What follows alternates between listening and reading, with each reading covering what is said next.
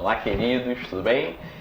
Vamos começar mais um estudo, nosso primeiro estudo sobre a carta de 1 a Coríntios. A gente está iniciando hoje e vamos mergulhar juntos e entender o que nós temos aqui de interessante nessa carta. E eu te convido a abrir seu coração, pegar seu papel, sua caneta, sua Bíblia, nós mergulharmos juntos e entender aquilo que Deus quer falar aos nossos corações. Comenta aqui embaixo a sua dúvida, comenta aqui que vai ser muito bacana a gente poder tirar essa dúvida. Então vamos lá, vamos começar a estudar o texto de 1 Coríntios. E para a gente entender 1 Coríntios, a gente precisa entender quem foi o autor dessa carta. E aí a gente precisa dar prosseguimento, porque a gente vai entender quem é o autor e o porquê que ele escreve isso. Então presta atenção. Então, como eu falei, nós precisamos entender quem escreveu esta carta de 1 Coríntios e a gente precisa saber um pouquinho da biografia do seu autor. E quem escreveu essa carta foi o apóstolo Paulo. O apóstolo Paulo, ele nasceu em Tarso, na Cilícia. Isso a gente pode ver em Atos, capítulo 21, versículo 39. O apóstolo Paulo era filho de pais judeus, comerciantes, na Cilícia, em Tarso da Cilícia. Ele foi, na sua juventude, estudar com Gamaliel, um importante fariseu do povo judeu. Ele, na sua juventude, foi estudar com ele. Então, nasceu em Tarso da Cilícia, filho de pais judeus, foi estudar com Gamaliel, da linha farisaica. E o apóstolo Paulo ele falava cerca de 5 línguas. Que línguas eram essas? Era o hebraico, o aramaico, o grego koiné, que é o grego comum, o grego clássico e o latim, língua dos comerciantes da época. Essas 3 línguas eram por conta do seu lado grego e essas 2 pelo seu lado judeu. Então olha que homem culto, homem que era dessa linhagem dos fariseus e que num determinado momento da sua vida foi chamado por Jesus a caminho de Damasco para cumprir uma missão muito especial que nós vamos ver ao longo do caminho. O apóstolo Paulo, ele escreve cerca de 13 cartas, que são as 13 cartas que estão na sua Bíblia. E por que o apóstolo Paulo escreve 13 cartas? Essas cartas, elas tinham o objetivo de animar, orientar e esclarecer dúvidas dos cristãos daquela época. Então essas cartas foram importantes por causa disso. Como é que essas cartas eram divididas? As cartas eram divididas em cartas eclesiásticas, ou cartas para as igrejas, cartas pastorais e uma carta pessoal. Nós vamos começar a estudar esta carta aqui de 1 a Coríntios. Então vamos lá. Então vimos aí o seu autor, as divisões da carta de 1 Coríntios. Deixa eu falar um pouquinho antes desse momento de introdução. Antes da gente entrar propriamente no texto de 1 Coríntios, eu quero mostrar um pouquinho como era e conversar um pouquinho como era essa cidade de Coríntios para a gente entender qual era a luta que o apóstolo Paulo estava enfrentando e o porquê que ele fala o que fala. A cidade de Coríntios, ela ficava no sul da Grécia, na província da Acaia, que era a capital de Corinto. Aquela cidade de Corinto, ela tinha uma dupla saída para o mar. Então era a cidade aqui e ela tinha uma saída para o seu lado direito e para o seu lado esquerdo. Isso favorecia a rota de navios e de comércio naquela época. Então, aquela cidade era uma cidade muito movimentada. Preste atenção, ela favorecia o comércio. E aquela cidade, ela era repleta de mercadores, comerciantes, soldados romanos, escravos, peregrinos, fugitivos. A pessoa, quando ela fugia ou ela queria escapar do Império Romano, ela ia para a cidade de Corinto, porque lá era muito movimentado, então ficava lá aquela cidade uma doideira. Preste atenção, aquela cidade, ela era conhecida como a cidade escória da sociedade. tudo de ruim que acontecia na cidade de Corinto. Tem uma frase que diz que a gentalha do mundo estava em Corinto. Outra frase que ficou conhecida na época era o termo as mulheres de Corinto. Devido à sua prostituição, promiscuidade, era uma cidade muito difícil. Naquela cidade existia o templo de Afrodite, que era a deusa da época. E naquele templo aconteciam muitas orgias, aconteciam coisas assim, realmente rituais de orgias mesmo. Então a cidade era tomada por esse clima. E se a gente pudesse comparar a cidade de Corinto com a cidade de hoje em dia, a gente poderia brincar que era Las Vegas. O que acontece em Vegas, fica em Vegas, né? Devido a tudo de promiscuidade, tantas coisas que acontecia naquele lugar. Preste atenção, queridos.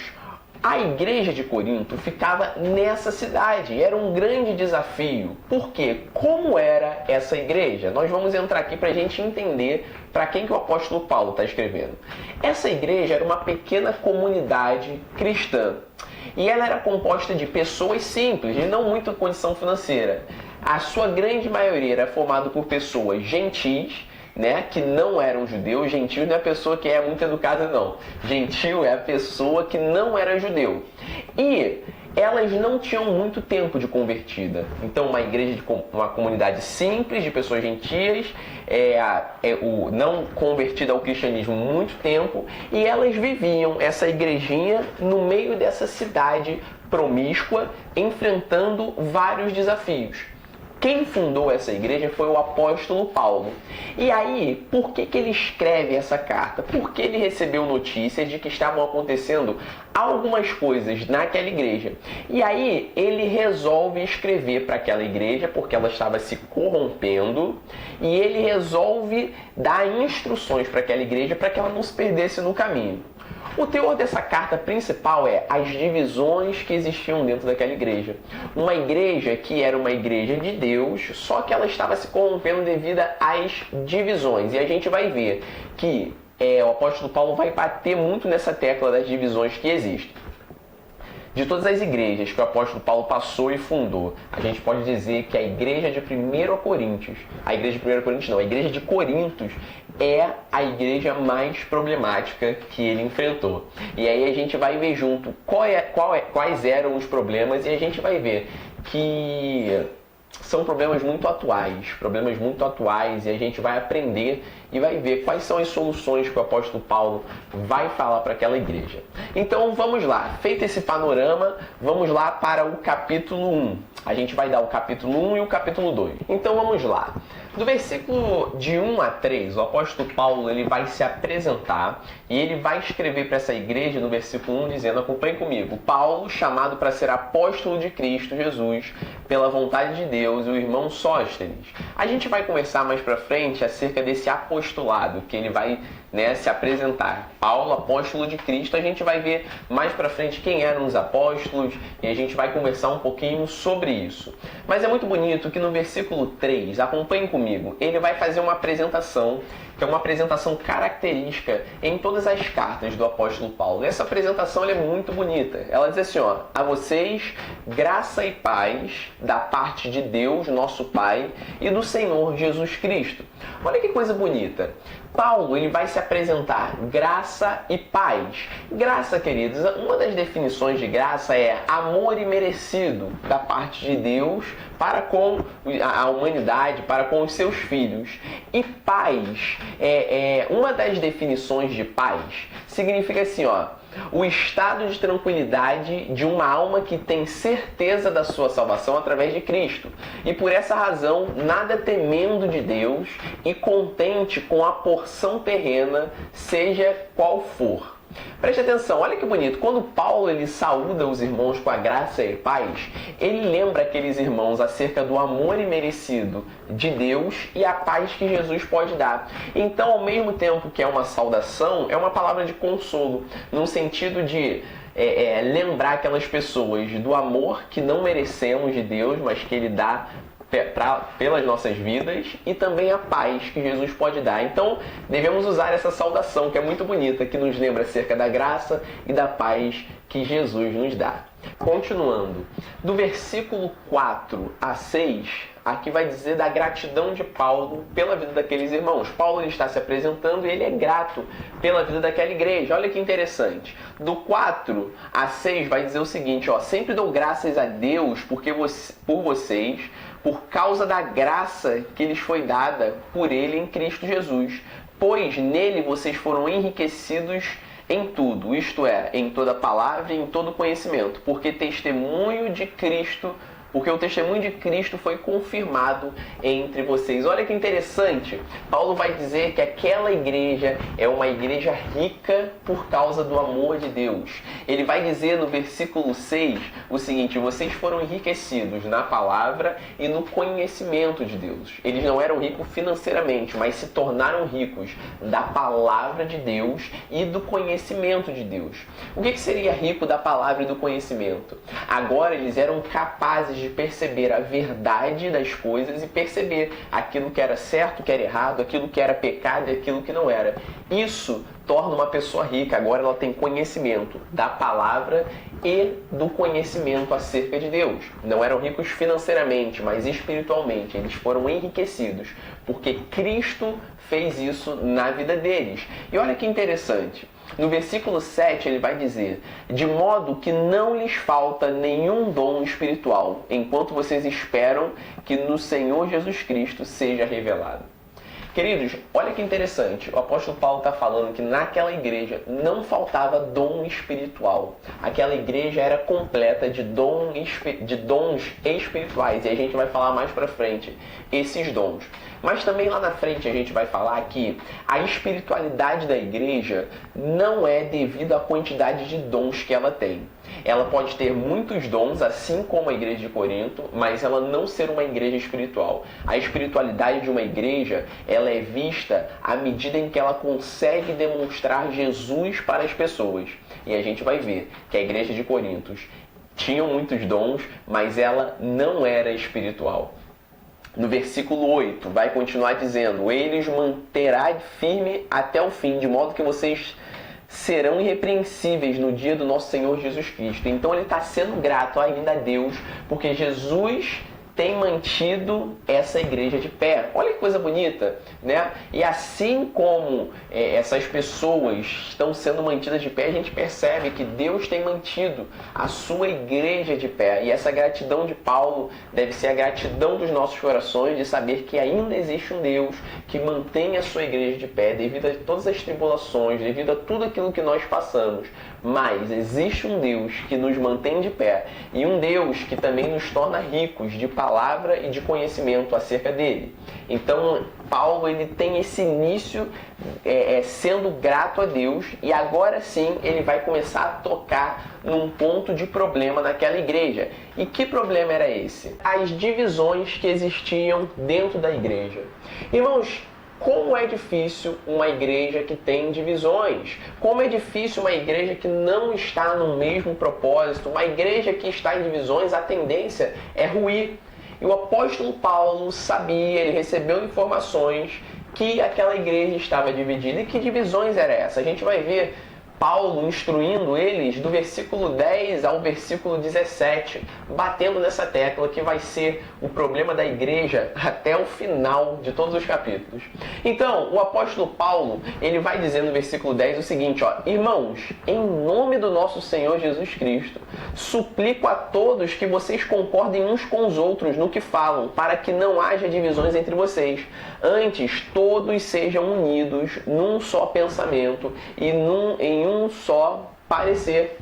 A gente vai ver aqui como o apóstolo Paulo ele suplica, ele fala, irmãos, em nome do nosso Senhor Jesus Cristo, eu suplico. A gente vê aqui que a coisa estava brava. Ele estava suplicando para que houvesse, preste atenção, unidade.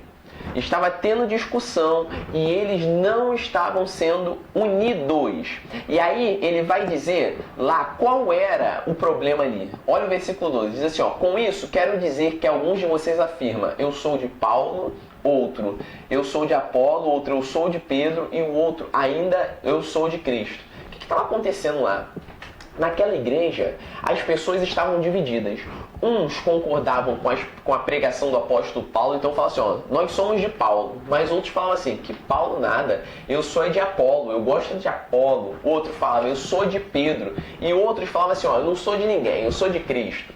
Então a igreja estava dividida. Quando alguém levantava para falar alguma coisa acerca de Paulo, os que não gostavam, começava a discussão, virava o olho, né? E assim cada pessoa. Essa divisão estava matando aquela igreja. E aí presta atenção, o apóstolo Paulo vai dizer e vai dar a solução para aquela igreja que está dividida, e ele vai dizer assim, ó, no versículo 13, acaso Cristo foi dividido, está dividido?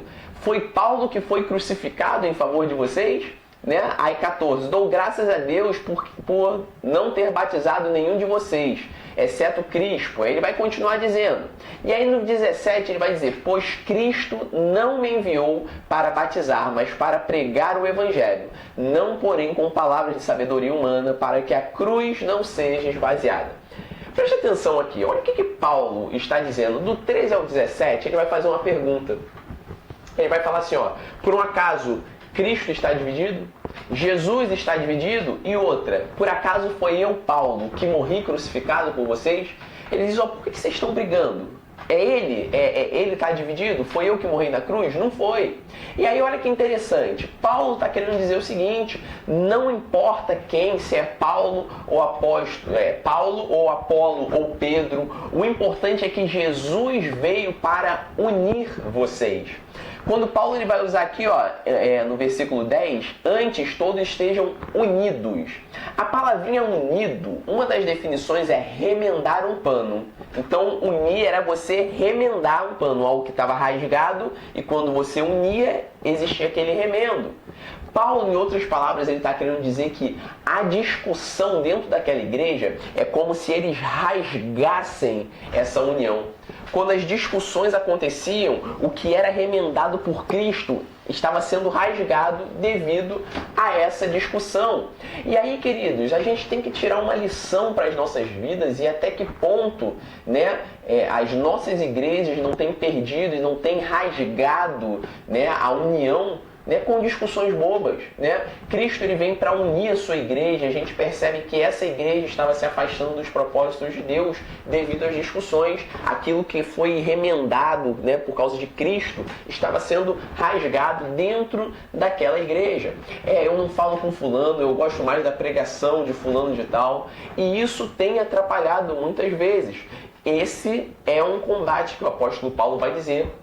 E ele está escrevendo para eles dizendo o seguinte, ó, se isso continuar, isso vai prejudicar a vida de vocês. E ele está instruindo, porque ele sabe o que a discussão pode fazer, levar uma igreja a se desviar totalmente dos caminhos, daquilo que Deus tem preparado para aquela igreja.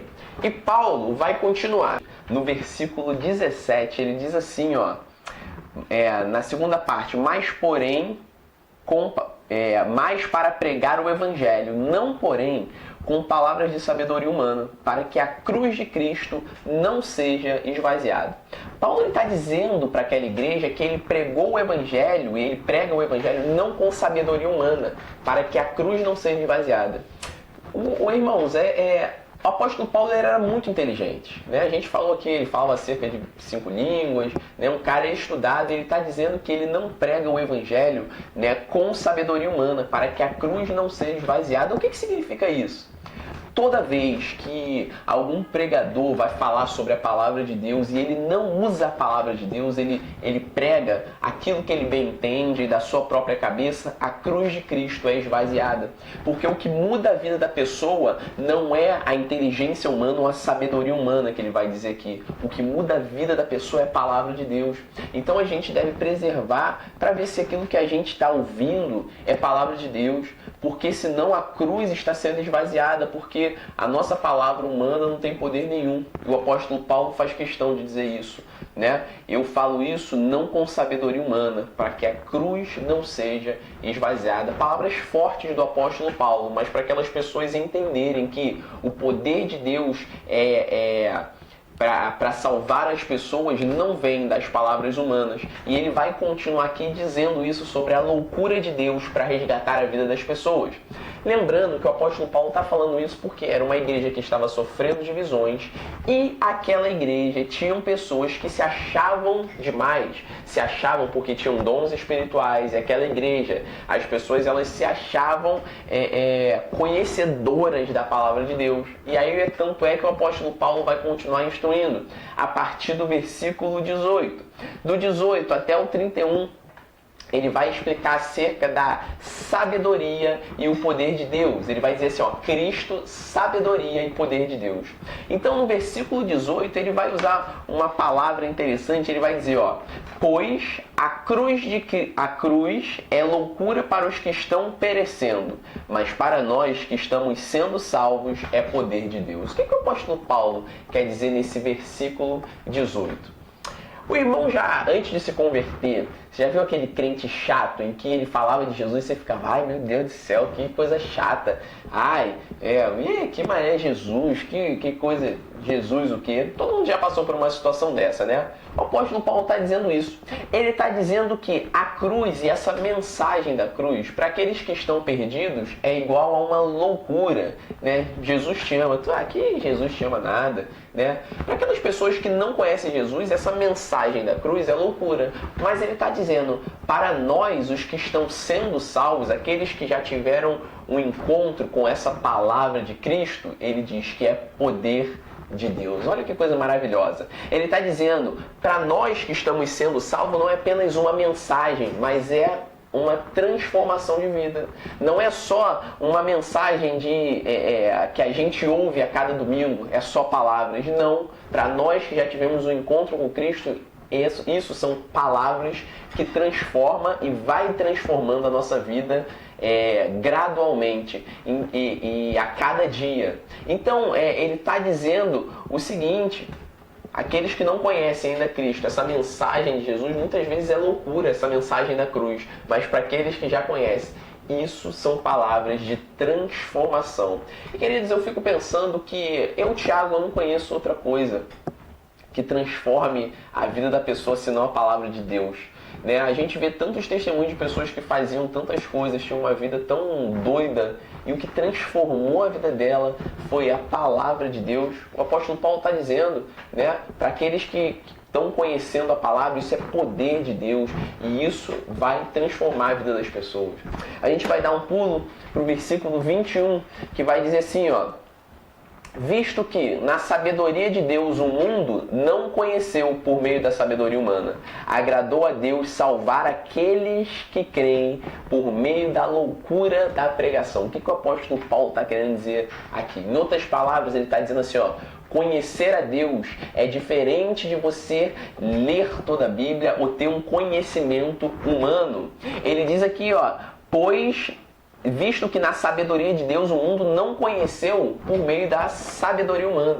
Ele está dizendo que o mundo não conhece a Deus por conta da sabedoria humana, por eu ler e ler. Mas ele está dizendo, agradou a Deus salvar aqueles que creem por meio da loucura da pregação. Em outras palavras, queridos, o Espírito Santo, se não revelar para nós, nós não entendemos a palavra de Deus. O apóstolo Paulo está dizendo nisso que não conhecemos a Deus pela sabedoria humana, mas sim pelo Espírito Santo revelando a nós a palavra de Deus por meio da pregação. E aí ele está dizendo que para essa igreja, ele está dizendo, ó, não importa o quanto vocês estudem, porque Deus ele revela para nós através do Espírito Santo. Paulo está falando isso devido a essa soberba daquela igreja, que eles se achavam, né, grandes conhecedores da palavra. E ele está dizendo que é através do Espírito Santo. E aí ele vai dizer o seguinte, no versículo 27, vamos pular lá para o 27, ele vai continuar dizendo, né, sobre a pregação de Cristo, e aqui, se você quiser depois falar, Tiago, me explica aquele outro versículo, porque a gente precisa dar prosseguimento. Antes da gente ir para o 27, eu gostaria de pensar o seguinte, nós devemos orar e pedir a Deus que Ele revele cada vez mais a palavra dEle para as nossas vidas. Porque se Ele não nos revelar a palavra dEle, né, nós podemos estudar, ler, e essa palavra não vai fazer tanto sentido para a gente.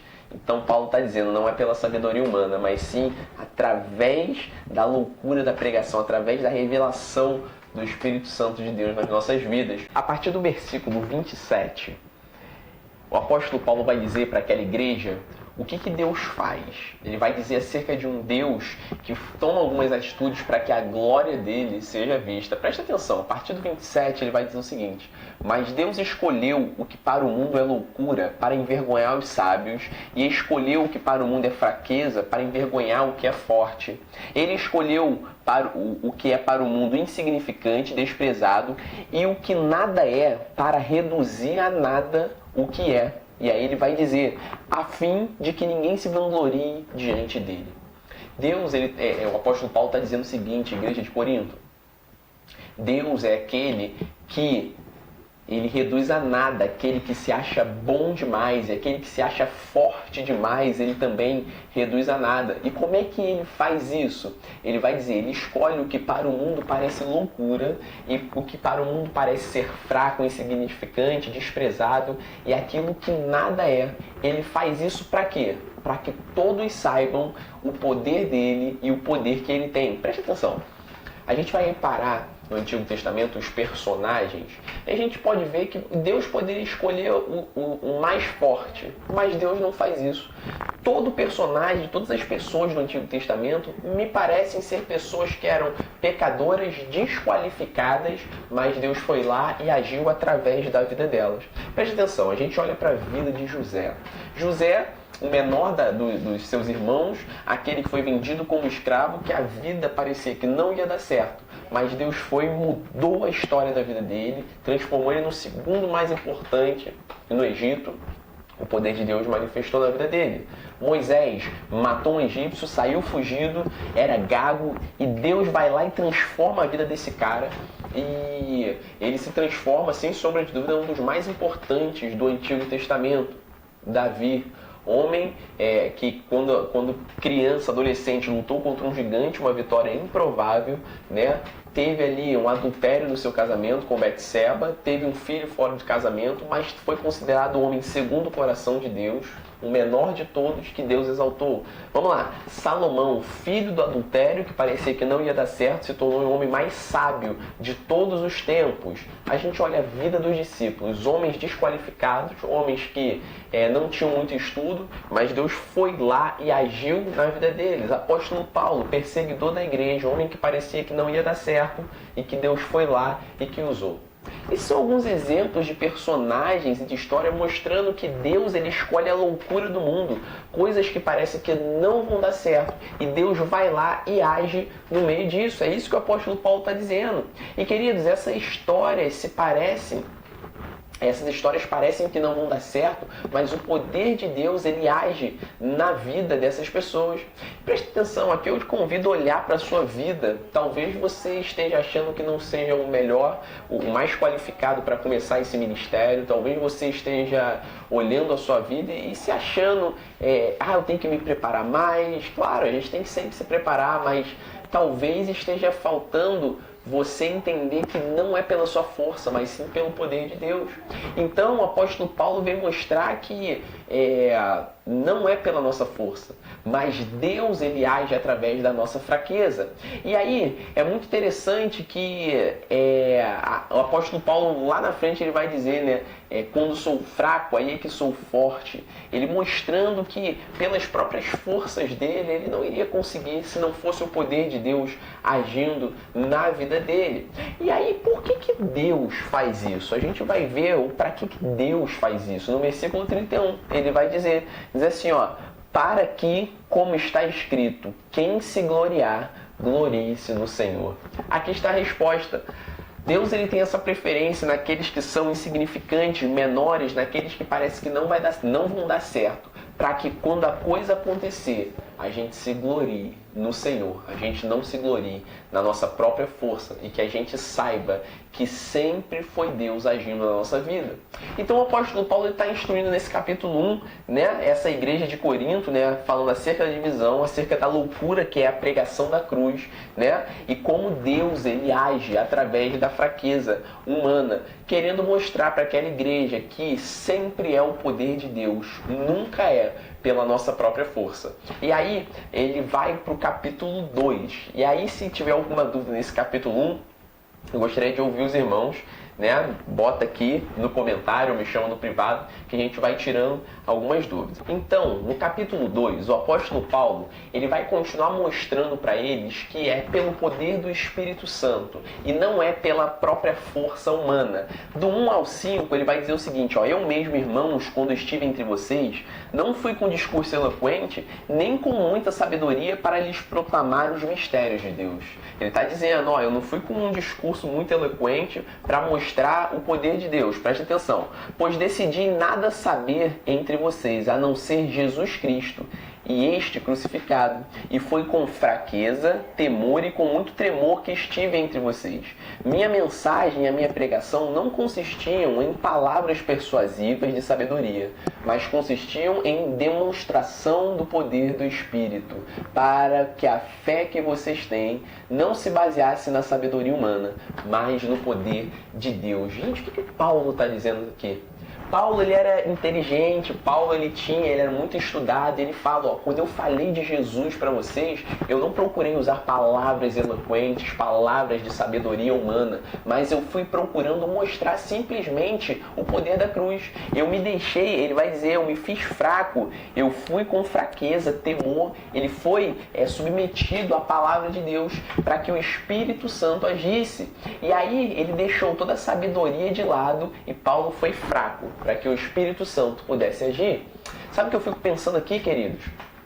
Nós não precisamos saber toda a Bíblia para falar da palavra de Deus para as pessoas. Nós não precisamos estar com todos os versículos decorados para conseguir falar de Jesus na escola, no trabalho, por onde a gente passar. A gente precisa se submeter ao Espírito Santo de Deus. A gente precisa contar o nosso testemunho de conversão, como esse Espírito Santo falou através da nossa vida, né? A gente tem que orar pelos nossos amigos, orar por alguém da nossa família e deixar toda a nossa sabedoria e pedir que o Espírito Santo age na vida da pessoa.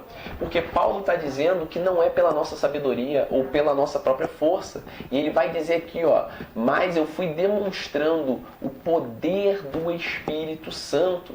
Né? A gente deve aprender, né, que não é pela nossa força, é pelo Espírito Santo. Se o Espírito Santo de Deus não revelar a palavra dele, vã vai ser todo o nosso estudo de teologia, vã vai ser todo o nosso conhecimento acerca da palavra de Deus. Mas a gente tem que deixar que o Espírito Santo use as nossas vidas, orar pela vida daquela pessoa, para que assim como fomos alcançados, essa palavra de sabedoria chegue ao coração daqueles que ainda não conhecem o Senhor. E aí ele vai dizer que ele se deixa submeter ao Espírito Santo, e aí a partir do 6 em diante ele vai dizer, o título é A Sabedoria que Vem do Espírito.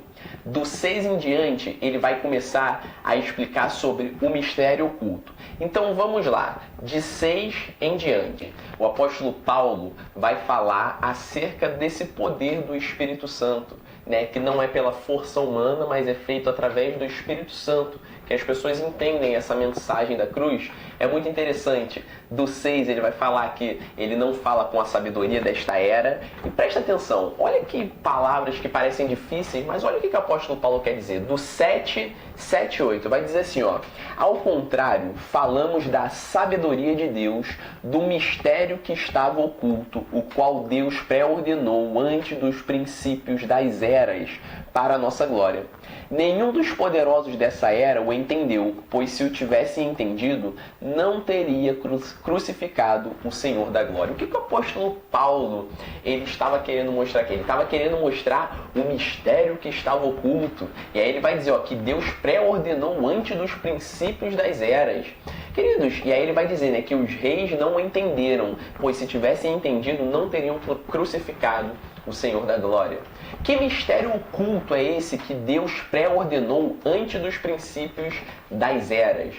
O mistério oculto era o Cristo que foi crucificado e que ressuscitou. Né? Ele está dizendo que Deus pré-ordenou antes dos princípios das eras, antes da queda do homem, antes do pecado entrar, Deus já pré-ordenou o seu Filho, que ele viria e iria salvar a humanidade desde os princípios das eras. E aí ele vai dizer que os reis não entenderam que Jesus veio para salvar, porque se eles tivessem entendido isso, eles não crucificariam o Senhor da glória. O mistério oculto é esse que ele está dizendo, É justamente isso, que Jesus veio, né, e as pessoas não entenderam o propósito de Jesus, porque se tivessem entendido, não teriam crucificado aquele que é o Senhor de tudo, aquele que é o Senhor da glória. E aí, a partir do 9, ele vai dizer como é que é o poder desse Espírito Santo que age através da nossa vida por conta desse Jesus que é o Senhor da glória. Olha o que vai dizer o 9, 10, e olha que coisa bonita que vai dizer ali, ó. Todavia, como está escrito, olho nenhum viu, ouvido nenhum ouviu, mente nenhuma imaginou o que Deus preparou para aqueles que o amam. Mas Deus revelou a nós por meio do Espírito. O Espírito sonda todas as coisas, até mesmo as coisas mais profundas de Deus. Olha que coisa interessante. Ele está dizendo acerca do poder do Espírito Santo.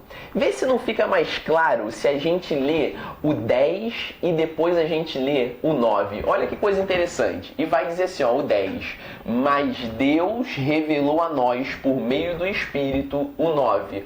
O que olho nenhum viu, o que ouvido nenhum ouviu, mente nenhuma imaginou, o que Deus preparou para aqueles os que o amam. Ele está dizendo que é o Espírito Santo que nos faz ver aquilo que olho nenhum consegue ver. É o Espírito Santo que nos faz ouvir aquilo que nenhum ouvido consegue ver. E é através do Espírito Santo que a nossa mente consegue imaginar o que Deus vai preparar para as nossas vidas.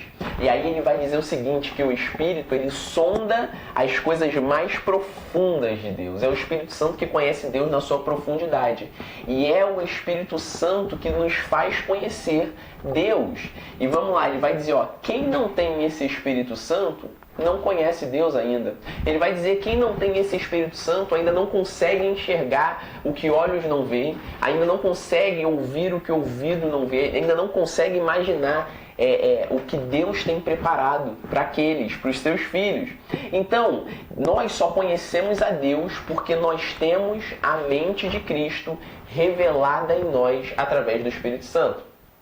Eu quero mostrar para vocês uma ilustração para que a gente consiga entender melhor isso. Mas Paulo está querendo dizer acerca desse poder que, através do Espírito Santo, é que ele revela para nós todo esse plano de Deus. E nós conseguimos agora enxergar. Né? Quando nós não tínhamos Cristo, nós não conseguíamos entender esse plano. A gente falava sobre Jesus e a nossa mente ainda não conseguia ver.